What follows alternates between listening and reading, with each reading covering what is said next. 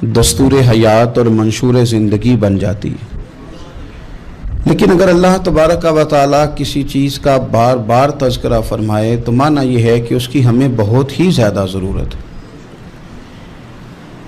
ان چیزوں میں سے ایک چیز صبر ہے۔ قرآن پاک نے 100 سے زیادہ مرتبہ صبر کا تذکرہ فرمایا۔ اتنی بڑی بات کو سمجھیے گا کہ 100 سے زیادہ مرتبہ قرآن پاک نے تذکرہ کیا ہے صبر کا، اور مختلف انداز میں۔ کہیں فرمایا کہ وَبَشِّرِ الصَّابِرِينَ، اے محبوب صبر کرنے والوں کو خوشخبری سنا دیجیے۔ کہیں فرمایا اِنَّ اللَّهَ مَعَ الصَّابِرِينَ، بے شک اللہ صبر کرنے والوں کے ساتھ۔ تو مختلف انداز میں مختلف طریقوں سے اللہ تعالیٰ نے صبر کا تذکرہ فرمایا۔ سوسائٹی کے اندر، معاشرے کے اندر اور مسلمانوں کے اخلاقی رویوں کے اندر اگر صبر کو داخل کر لیا جائے تو ہم محسوس کریں گے کہ ہماری زندگی نہ صرف یہ کہ آسان ہو گئی ہے بلکہ محبتوں والی ہو گئی ہے، چاہتوں والی ہو گئی ہے۔ ہمارے رشتے ایک دوسرے سے ٹوٹ نہیں رہے بلکہ بننا شروع ہو گئے۔ تھوڑا سا صبر بہت ساری چیزوں کو ٹوٹنے سے بچا لیتا ہے۔ قرآن مجید کی جو آیت کریمہ میں نے تلاوت کی، یہ سورہ آل عمران کی آخری آیت ہے۔ اللہ تعالیٰ نے فرمایا یا ایھا الذین آمنوا اصبروا وصابروا، اے ایمان والو صبر کرو صابر بنو۔ اے ایمان والو صبر کرو اور صابر بنو۔ کیا مطلب؟ پہلے صبر کا مطلب یہ ہے کہ اگر تمہیں کوئی ذاتی تکلیف پہنچے تو اس پر صبر کرو۔ وصابروا، اس کا معنی یہ ہے کہ اگر دشمن کے مقابلے میں کسی اور کی طرف سے کوئی تکلیف آئے تو اس پر بھی صبر کرو۔ پھر فرمایا ورابطوا، اور ہمیشہ کمر بستہ رہو، اسلامی سرحدوں کے پہرے دار رہو۔ واتقوا اللہ، اللہ سے ڈرتے رہو۔ لعلکم تفلحون، اس امید پر کہ اللہ تمہیں کامیابی عطا فرما دے، تم فلاح پا جاؤ۔ یا ایھا الذین آمنوا اصبروا وصابروا، اے ایمان والو صبر کرو اور صابر بنو۔ صبر کرو، صابر رہو، یعنی جو ذاتی تکلیف آئے اس پر بھی صبر کرو۔ اور مصابرہ کا معنی سامنے سے آنے والی تکلیف، اگر بیماری آ گئی، کوئی پریشانی آ گئی، کہیں کوئی اپنا دنیا سے چلا گیا تو یہ ذاتی تکلیف ہے، اس پر بھی صبر کرنا۔ اور اگر اپنوں نے، بیگانوں نے کوئی تکلیف پہنچا دی، کوئی اذیت دے دی، وہ اذیت کئی صورتوں میں ہو سکتی ہے۔ تانا بھی ایک اذیت ہے، طنز بھی ایک اذیت ہے، کسی شخص کے بارے میں غلط کلمہ کہنا بھی ایک اذیت ہے، اور مقابلے میں کھڑے ہو جانا، لڑائی کرنا، یہ بھی ایک اذیت ہے۔ اس پر بھی صبر کرو۔ ورابطوا، اور اس طرح کرو کہ کمر بستہ رہو، جد و جہد کرتے رہو۔ واتقوا اللہ، اللہ سے ڈرو۔ لعلکم تفلحون، تاکہ تم کامیاب ہو جاؤ۔ صبر جب آپ کرتے ہیں نا، اور صبر کا ارادہ کرتے ہیں، تو اللہ تعالیٰ صبر کی توفیق بھی عطا فرماتا ہے۔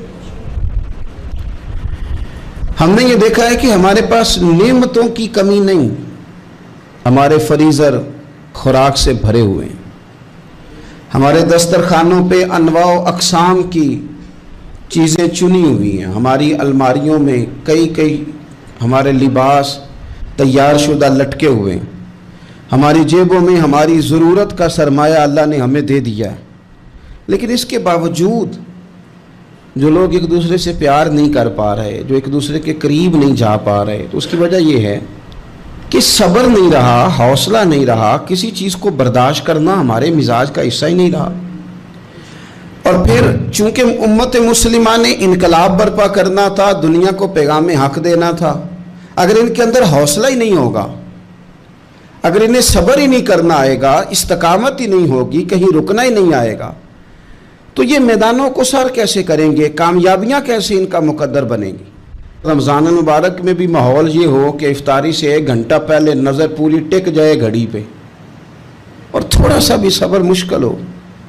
اور رمضان المبارک میں سحری کے وقت میں اگر دہی والی دکان پہ بھی جھگڑا ہی ہو رہا ہو، اور شام کو सामान खरीदने में भी अगर बहस ही हो रही हो, तकरार हो, झगड़ा हो, तो फिर सीखा क्या? फिर वो जो हमें तरबियत दी जा रही थी कि हमने सब्र करना है, तो फिर हमने उसमें हासिल क्या किया? हदीस पाक सुनेंगे, आपकी तबीयत बड़ी ठंडी होगी। मेरे नबी पाक सल्लल्लाहु ताला अलैहि वसल्लम ने इरशाद फरमाते हैं कि जो बंदा सवाल से बचना चाहेगा, इरादा करेगा अल्लाह मैंने किसी से नहीं मांगना, फरमाया जो सवाल से बचना चाहेगा रब उसे सवाल से बचा लेगा। और जो लोगों से बेनियाज होना चाहेगा, कहेगा या अल्लाह मुझे दुनियादारों का मोहताज ना बनाओ, अपनी बारगाह से अता फरमा। जो लोगों से बेनियाज होना चाहेगा अल्लाह लोगों से बेनियाज कर देगा।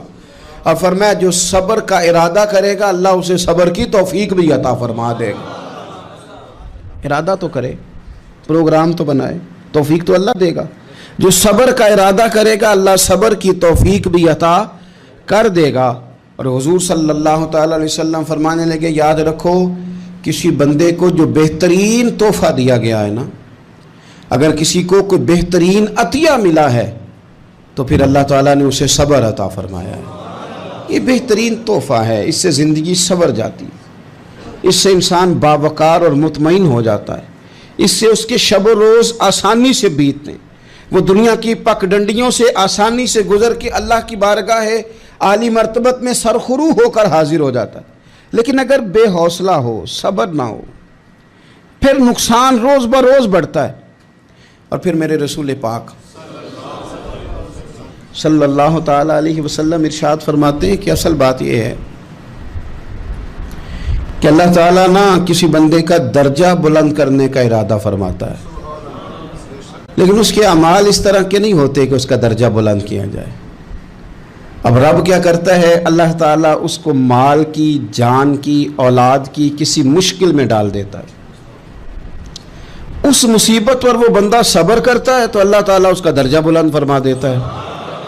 अमाल इस काबिल नहीं थे कि दर्जात बुलंद हों, वो आमाल की बुनियाद पर नहीं कर सकता था तो अल्लाह ने किसी मुश्किल में डाल के ना अपने फजल से दर्जा बुलंद कर दिया। अब जो राह तरीकत का मुसाफिर था, जो सलूक की मनाजिल तय कर रहा था, जो अल्लाह रसूल के करीब जाने चाह रहा था, उसके लिए कितनी आसानी हो गई कि मुजाहिदा तो ज़्यादा ना कर सका, कसरत से नफली सौमो सलाद का बंदोबस्त तो ना कर सका, थोड़ा सा सब्र किया, रब ने अपना और अपने महबूब का कुर्ब अता फरमा दिया।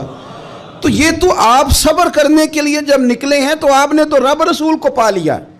ये सब्र तो वो वाला सफ़र है जिसकी जो मंजिल है वो अल्लाह रसूल का कुर्ब है। हम लोग थोड़ी थोड़ी बातों में हौसला हार जाते हैं, सब्र छोड़ जाते हैं, परेशानी बढ़ जाती है, पता नहीं ऐसे महसूस होता है कि जैसे यही बंदा दुनिया का सबसे दुखी बंदा है। तो एक तो ये कि ज़ाती हैसियत से सब्र कर, एक ये कि फिर दुश्मन का जब मुकाबला हो, आमन नुस्बिरु व साबिरु, आपका जब मुकाबला सामने किसी के साथ हो तो फिर तीर, तलवारें, असलहा, बंदूकें ये नहीं ज़्यादा लड़ती, मैदानों में हौसले लड़ते हैं, मैदानों में सब्र लड़ता है, मैदानों के अंदर तवानाइयाँ लड़ती हैं। मैदान करबला के अंदर कोई मुकाबला नहीं था तीर का तीर के साथ, तलवार का तलवार के साथ कोई मुकाबला नहीं था। मैदान करबला के अंदर जुल्म का सब्र से मुकाबला था। फतह के डंके यजीद ने बजाए थे, जश्न इब्ने ज़ियाद ने मनाया था, लेकिन क़यामत तक अल्लाह ने जो फतह अता फरमाई है तो वो हुसैन इब्ने अली के सब्र को अता फरमाई, वो सैयदना इमाम अली मकाम के सब्र को मिली। अजीज़ भाई, सब्र ही हमेशा फाते होता है, सब्र ही जीता करता है, सब्र ही कामयाबियां देता है, नतीजे सब्र के निकलते हैं, सब्र के हौसले के नतीजे होते हैं। हमारी जल्दबाजी हमें शिकस्त खुर्दा कर देगी, हमारा हौसला ना होना हमें हरा देगा, हम कमज़ोर पड़ जाएंगे अगर हम बेहौसला हो जाएंगे। सुनो, मेरे नबी पाक अलैहिस्सलाम ने तरबियत की, हुजूर अपनी उम्मत को दर्स देते हैं। हुजूर फरमाते हैं पहले तो कोशिश ही ना करो कि तुम्हारी दुश्मन से लड़ाई हो, इस चक्कर में ही ना पड़ो कि लड़ाई हो। मुसलमान अमन वाले हैं, ये पुरअमन लोग हैं, ये अमन पसंद हैं, ये दाइये अमन हैं, ये मुआशरे में मोमिन होना अमन की अलामत है। फरमाया पहले तो یہ پروگرام ہی نہ بناؤ کہ تمہاری لڑائی ہو، اور فرمایا پھر اگر ہو جائے نا تو پھر صبر کے ساتھ مقابلہ کرو، پھر ڈٹ کے مقابلہ کرو، اور پھر یاد رکھو کہ یہ جو جنت ہے یہ تلواروں کے سائے میں ہے، جنت تلواروں کے سائے میں تمہیں ملے گی۔ پھر ڈٹنا سیکھو۔ پہلے تو بات یہ کہ تم یہ ارادہ ہی نہ کرو لڑائی، اور اگر کبھی ہو جائے وہ لوگوں کو بتاؤ کہ ہیں ہم پرامن لوگ، پر دین کے لیے کھڑا ہونا ہو تو پھر ہم سے زیادہ کسی کو کھڑا بھی نہیں ہونا آتا، پھر ہم سے زیادہ کسی کے پاس طاقت بھی نہیں۔ حضرت مولا علی شیر خدا رضی اللہ تعالیٰ عنہ کے زمانے میں کفر کے ساتھ ایک جنگ ہو رہی تھی، تو کافروں نے نا جاسوس بھیجے کہ یار پتہ تو کرو مسلمانوں کی تیاری کس طرح کی ہے۔ تو جاسوس واپس جا کے کہنے لگا سمجھ کوئی نہیں آئی ان کی، وہ تو راہب قسم کے لوگ ہیں، صوفی قسم کے لوگ ہیں، وہ تو کٹے ہوئے ہیں دنیا سے، مسلوں پہ بیٹھ جاتے ہیں، رات کو تو لگتا ہے دنیا سے تعلق ہی کوئی نہیں، لیکن سویرے اٹھ کے میدان میں تلوار لے کے نکلتے ہیں تو لگتا ہے ان سے بڑا مجاہد ہی کوئی نہیں۔ یہ عجیب لوگ ہیں کہ رات کو مسلح پہ بیٹھے ہیں تو لگتا ہے کٹ گئے دنیا، یہ صوفی لوگ ہیں، درویش ہیں۔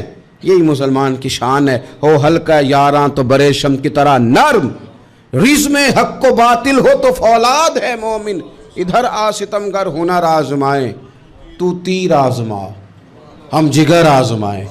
ہم تجھے اپنا حوصلہ بتاتے ہیں کتنا، دیکھ ہمارے حوصلے سے ٹکرا کے دیکھ یہ کتنا طاقتور اور مضبوط ہے۔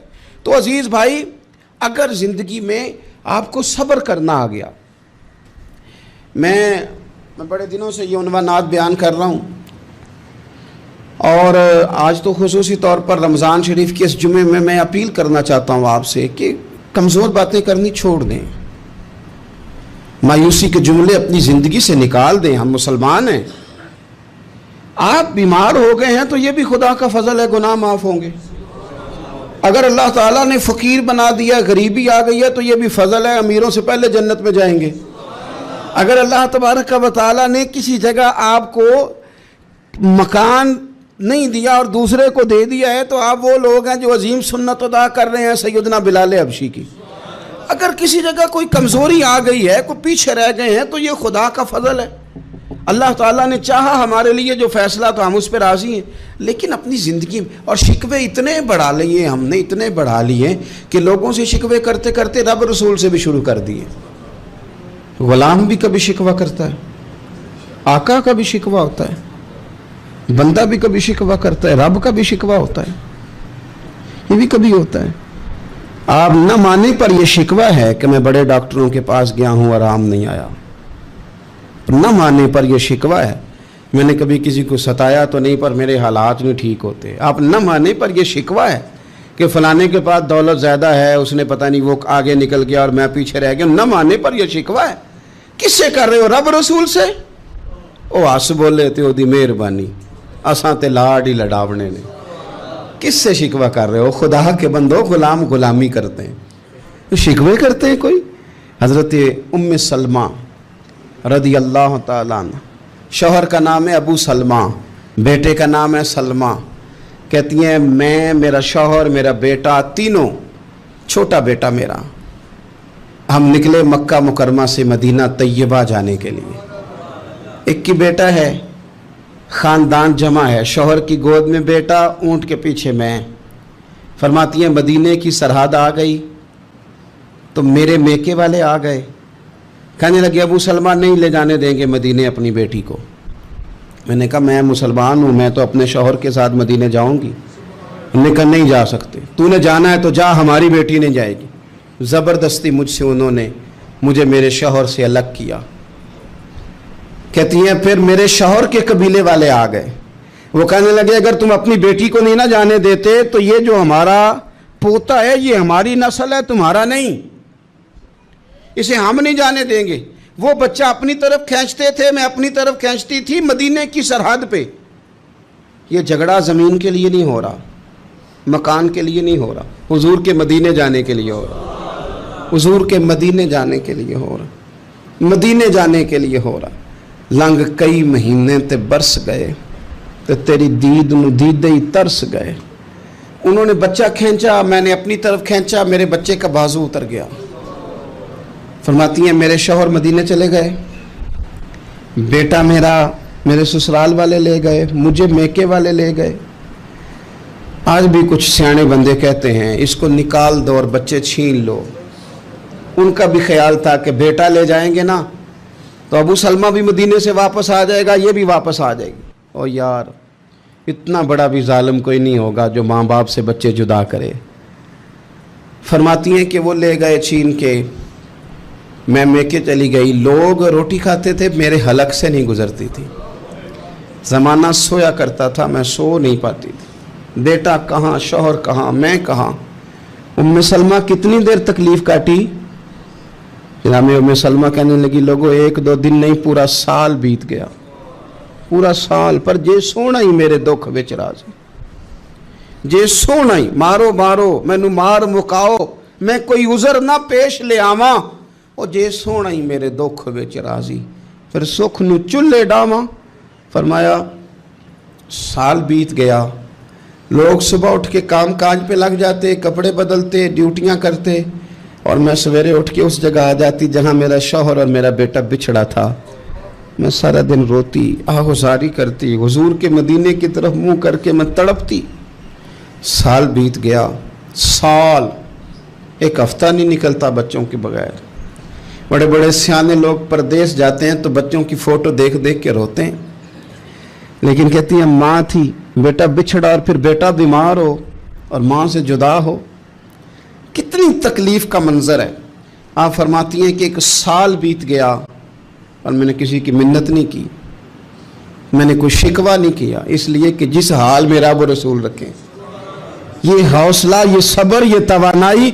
1 साल के बाद मेरे चचा का बेटा मेरे पास से गुजरा, तड़पते देख कर कहने लगा मेरी बहन तू सारा दिन रोती रहती है।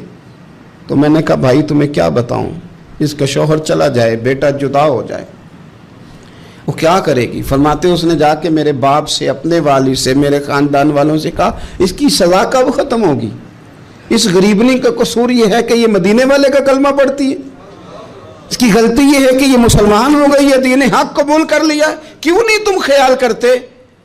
कहते उनके दिल नरम हुए, वो रजामंद हुए मुझे मदीने जाने पे। फिर उसने कोशिश की मेरे ससुराल पैगाम भेजे, कब बस करो, और बच्चा तो चिड़िया का जुदा हो जाए तो वह तड़पा करती है, और तुमने एक जीती जागती माँ का बेटा जुदा किया है। वो भी नरम हुए, रब ने असबाब बनाए, मेरा बेटा मुझे मिला। कहने लगे तू रह जा। मैंने कहा नहीं, तुम मुसलमान नहीं हो, तुम्हें पता नहीं ना, मैं यहाँ नहीं रह सकती, मुझे मदीने ही जाना है। अकेली इतना सफ़र, जंगलों का रास्ता, पहाड़ी रास्ता तय कर लोगी। मैंने कहा मैं कर लूँगी। जिन्हों वेख के ठर दियाँ अखियाँ ने तो जिन्हों वेख के ठर दा सीना है। रब्बा तेरी सारी खुदाई च एक ही तो शहर मदीना है। कहती मैं ऊँट पे बैठी, बेटा मैंने गोद में बिठा लिया, मैं सफ़र करने लगी, पर दिल में खटका था कि इतना लंबा सफ़र, बेटा छोटा है, कैसे करूँगी। कहते मुझे उस्मान बिन तला मिल गए, कहने लगे कहाँ जा रही हो बहन। मैंने कहा मदीने। कहने अकेले जाओगी। मैंने कहा जाना तो है ना, कोई साथ चले न चले, पर शहर रसूल तो जाना है ना। आप फरमाती है मैंने उस्मान बिन तलहा से नेक बंदा कोई नहीं देखा, मेरे ऊँट की लगाम थाम ली। जब मुझे ऊँट पे बिठाते थे ना, ऊँट बिठा के चले जाते थे, मैं बैठ जाती थी तो आके लगाम थामते थे। जब कहीं मुझे उतारते थे तो ऊँट बिठा के चले जाते थे, मैं उतर जाती थी तो ऊँट को बांधते थे। सोना होता था तो ऊँट बिठा देते, मैं उतर जाती, वो दूर जाके लेट जाते। फरमाती थी फिर मेरे लिए मेरे रब ने असबाब पैदा किए और मैं मदीना पहुंची, मैं शौहर से मिली, और लोगों मेरे नसीब देखो, मैं रहने कहाँ लगी, हुजूर के मदीने में, शहर रसूल में, शहर पाए नजर होश में आ, ये कुव्वे नबी है। मैं हुजूर के हरम की ज़मीन और कदम रख के चलना, अरे सर का मौका है ओ जाने वाले, मदीने के खित्ते खुदा तुझको रखे, गरीबों फ़कीरों के ठहराने वाले। कहती है मैं वहाँ बसने लगी। आप फरमाती है मुसलमानों, शायद मुझसे ज़्यादा तकलीफ़ किसी ने न सही हो, पर देखो 1 साल पूरा मैं तकलीफ़ में रही, और जब मेरा सब्र साल को पहुँचा, सब्र की उम्र 1 साल हुई, तो फिर रब ने बंदोबस्त किया। फिर मेरे घर वाले भी नरम हो गए, ससुराल वाले भी नरम हो गए, रब ने मेरे आने जाने के लिए एक बंदे का बंदोबस्त भी फरमा दिया। پھر میرا شوہر تک بھی میں پہنچ گئی, مجھے مدینہ الرسول بھی نصیب ہوا.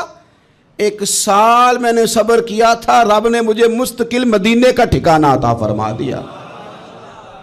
لیکن جو بندہ صبر ہی نہ کر پائے, جو صبر ہی نہ, جو کہ جی بڑی دور سے آیا ہوں, بڑی دیر ہو گئی, بڑا ٹائم ہو گیا, کب جا کے مسئلہ حل ہوگا, وہ جو آپ نے بتایا تھا وہ تعویذ کب اثر کرے گا, وہ دعا کب قبول ہوگی, وہ فلانا معاملہ کب, بھئی یہ ڈیٹ تو آپ کو رب رسول ہی دے سکتے ہیں. بندہ تو کوئی اطلاع ہی دے گا, پیغام ہی دے گا, دعا ہی کرے گا. اگر زندگی میں حوصلہ ہی نہیں ہوگا, اگر آپ کو یہ قرار ہی نہیں آئے گا, ٹھہرنا ہی نہیں آئے گا کسی میدان میں. دیکھیں کچھ ایسی اذیتیں ہوتی ہیں جو اذیت ناک ہوتی ہیں, لیکن اگر غلامی میں آ جائے نا آپ تو وہ اذیت ناک نہیں ہوتی, اس چبن میں مزہ آنے لگتا ہے.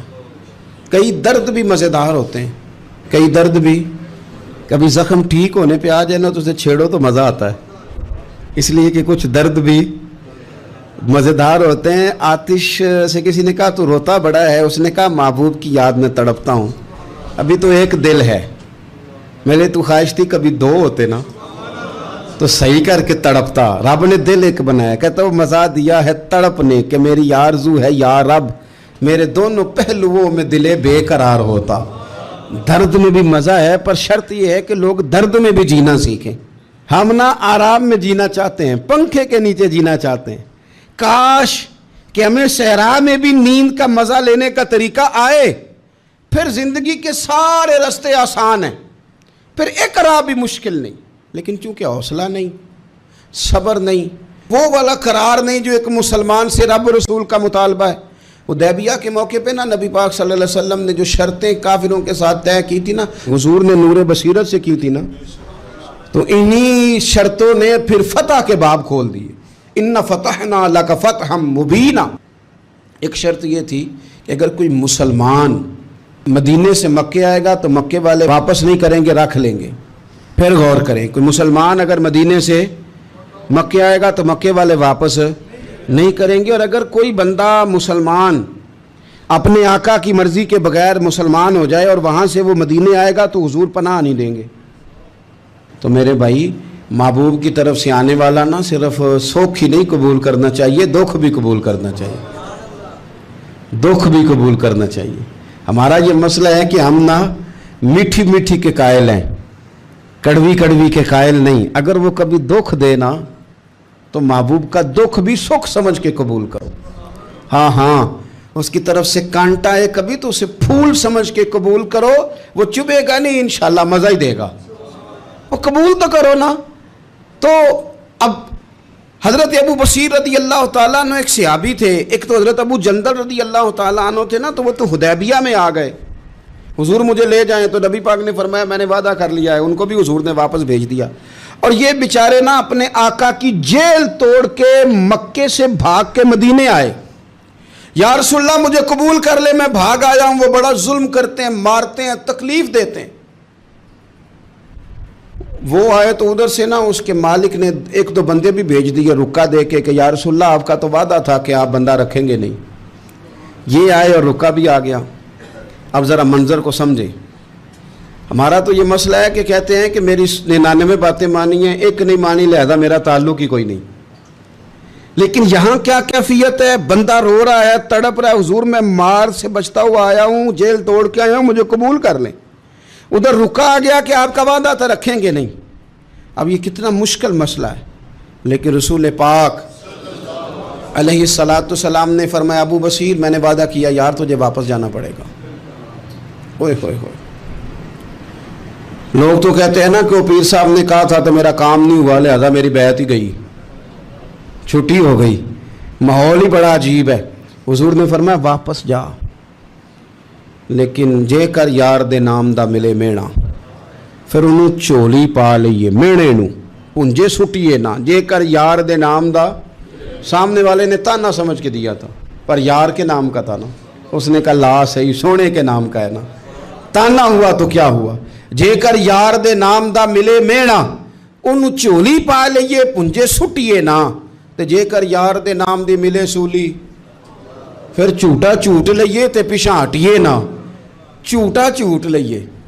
اب لکھنے والے کا بھی اپنا انداز ہے نا، کہتے ہیں یہ بھی میرے لیے جھولا ہی ہے، یہ بھی آرام کی جگہ ہی ہے، جھوٹا جھوٹ لئیے تے پیچھا ہٹیے نا۔ حضرت ابو بصیر رضی اللہ تعالیٰ عنہ سے حضور نے فرمایا واپس جانا ہے، کہ سونے ٹھیک ہے، کوئی شکوہ نہیں، کوئی گلہ نہیں، یہ بھی میرے محبوب کا حکم ہی ہے۔ اور کیا بات ہے، میرے نبی وعدوں کے پکے ہیں، کیا بات ہے، حضور نے جو کہا کر کے دکھایا۔ کہتے ہیں میں واپس جا رہا تھا، ایک دو بندے ساتھ تھے، جب مدینے کی حد گزر گئی نا، حضور نے تو کہا تھا نا مدینے میں پناہ نہیں دینی، تو میں نے اس سے کہا یار تلوار بڑی سونی ہے، میرا دکھانا۔ اس نے دکھائی تو ایک کی میں نے گردن کاٹ دی، دوسرا ویسے ہی بھاگ گیا، اور بھاگ کے حضور کے پاس آیا، جی اس نے تو مار دیا۔ تو سرکار فرمانے لگے میں نے تو وعدہ پورا کیا تھا نا، تم سے نہیں سنبھالا گیا تو معاملہ تمہارا ہے۔ اب حضرت ابو بصیر رضی اللہ تعالیٰ عنہ واپس آئے، عرض کی حضور اب میرے لیے کیا حکم ہے؟ حضور نے فرمایا میاں حکم وہی ہے، مدینے میں ہم نہیں رکھ سکتے، تم مدینے میں صحابہ تھے نا، حضور کی باتوں سے خوشبو لیتے تھے، مدینے میں نہیں رکھ سکتے۔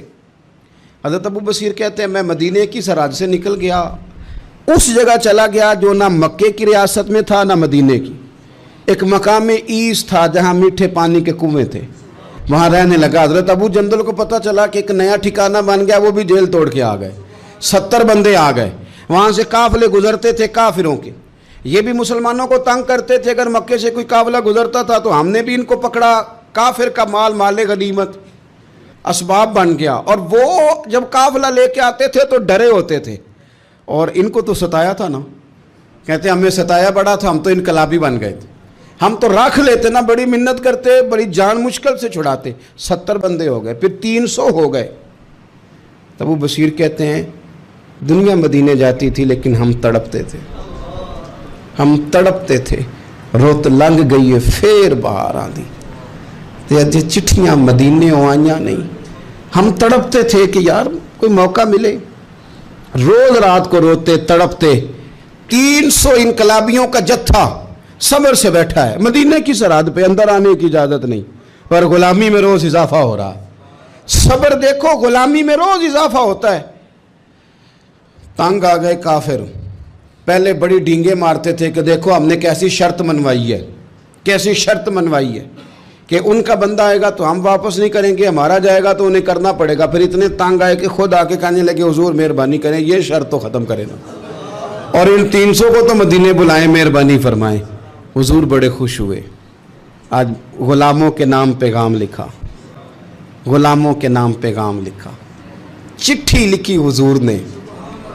چٹھی کس چیز کی لکھی؟ آ جاؤ یار مدینے آ جاؤ۔ چٹھی آئی مدینے آنے کے لیے، حضرت ابو بصیر کے نام چٹھی گئی، آ جا یار مدینے، آ جا تیرے نام پیغام سب لائی ہے سرکار نبی سے، اور آیا ہے بلاوا مجھے دربار نبی سے۔ پیغام آیا۔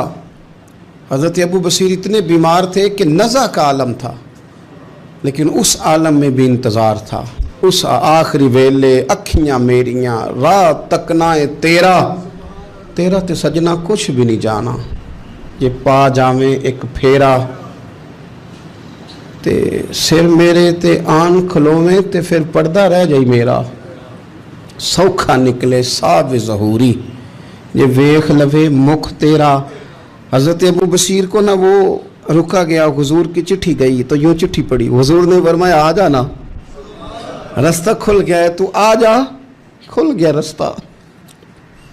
دعا فرماؤ مدینے کے رستے کھل جائیں، کرو نا یار دعا مدینے کے رستے کھل جائیں۔ کچھ ایسے ہیں جنہوں نے سارے دکھ سنانے ہی مدینے جا کے ہوتے، کچھ لوگ ایسے ہیں جن کے دل اور کلیجے پھٹنے کو آ گئے، دعا کرو رستے کھل جائیں۔ حضور نے فرمایا آ جا تیرا راہ کھل گیا۔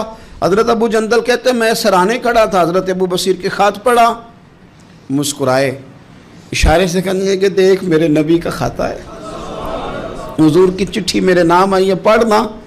میں نے بھی پڑھی، پہلے روئے، پھر کلمہ پڑھا، پھر میرا ہاتھ تھاما، روح ہی پرواز کر گئی ہمیشہ کے لیے، ہمیشہ کے لیے۔ وہ ظاہری جسم کے ساتھ تو مدینے نہ پہنچے، پر قبر میں گئے تو مدینے والے کی زیارت نصیب ہو، قبر میں حضور کی زیارت نصیب ہو گئی، قبر میں۔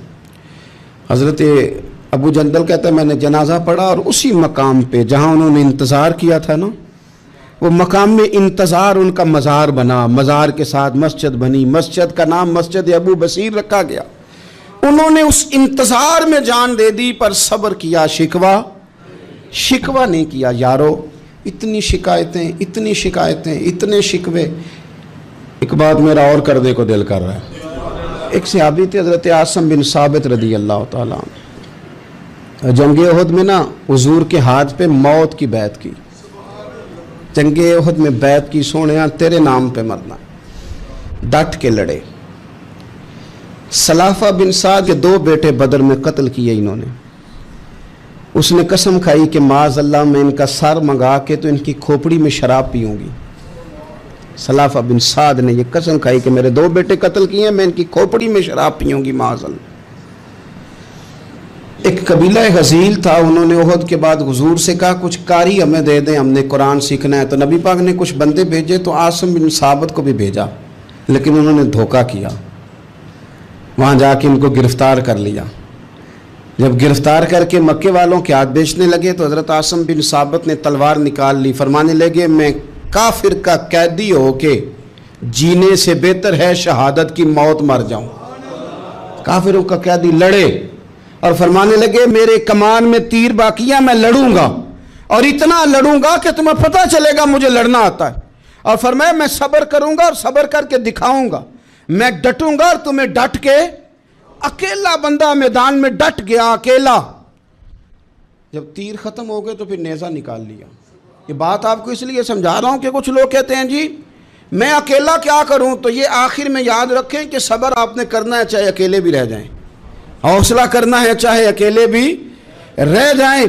अकेले लड़े, तीर खत्म हो गए तो नेज़ा निकाल लिया, खूब लड़े।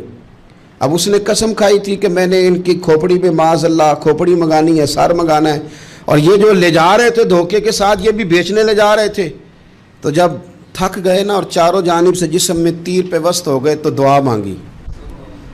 अकेला बंदा और सब्र का मकाम, दुआ मांगी, कहा अल्लाह मैंने आखिरी दम तक तेरे दीन की हिफाजत की है, अब तू मेरे जिस्म की हिफाजत करना, इनके हथे ना चढ़ जाए मेरा जिस्म। हज़रत आसिम बिन साबित रदी अल्लाह ताला अन्हु शहीद हो गए। काफिर करीब गए जिस्म पकड़ने के लिए, गिरफ्तार करने के लिए, सर काटने के लिए, तो शहद की मक्खियां आ गई, पूरे जिस्म पे कब्जा कर लिया।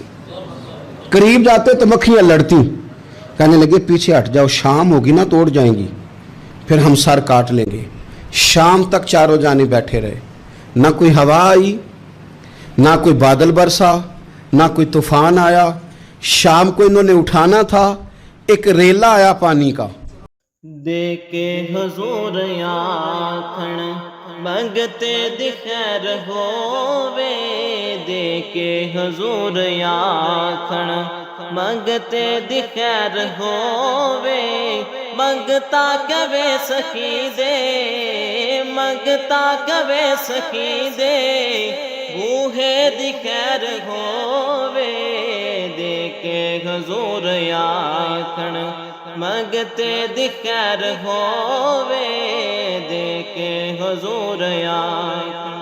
और जन्नत बनी जगह लगया जड़ी जगह ते, जन्नत बनी जगह